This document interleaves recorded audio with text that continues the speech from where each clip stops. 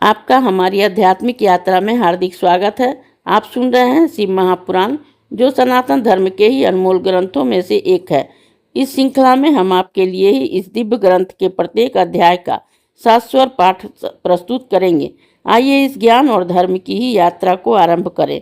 भगवान महादेव की महिमा और उपदेश से ही सजी इस पावन कथा के साथ ही ओम नमः शिवाय। दूसरा अध्याय, देवताओं का शंकर जी की स्तुति।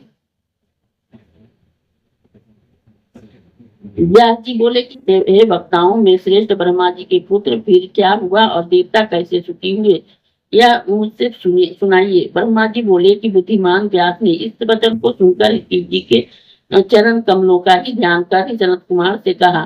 तब इस प्रकार त्रिपुरों के तेज से ही दग्ध हुए इंद्रादिक देवता दुखित हो ब्रह्मा जी के पास गए और अपना सब कष्ट कहा। इससे वध की प्रार्थना की। ब्रह्मा जी ने संतोष देकर शिव जी के पास जाने की आज्ञा दी। उन्होंने बतलाया कि यदि शिव जी प्रसन्न हो जाएं तो कार्य हो सकता है।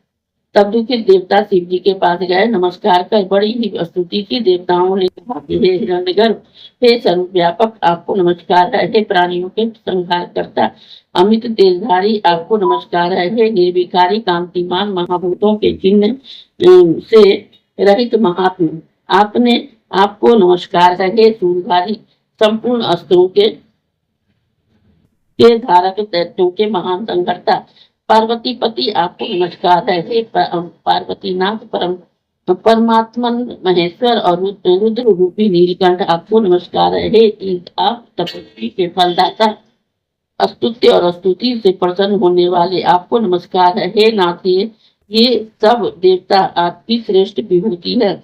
आप देवों के में इंद्र और ग्रहों में सूर्य हैं। सनत कुमार जी कहते हैं कि जब इस प्रकार सूर्यधारी परमेश्वर भगवान की इंद्रादिक देवताओं ने स्तुति की, तब यह कहा कि हे महादेव जी, तारक के पुत्रों ने हम सब इंद्रादिक देवताओं को पराजित कर दिया है।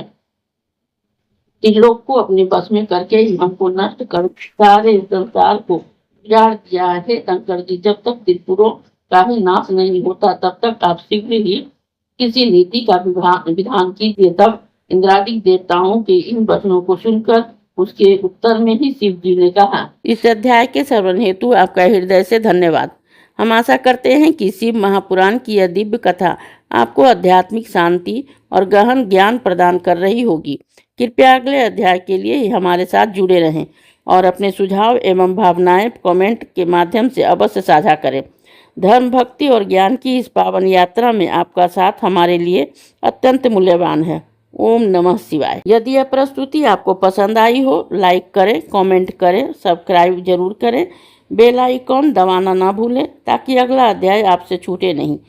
और इस पावन ज्ञान को ही शेयर करें अपने परिवार और मित्रों तक।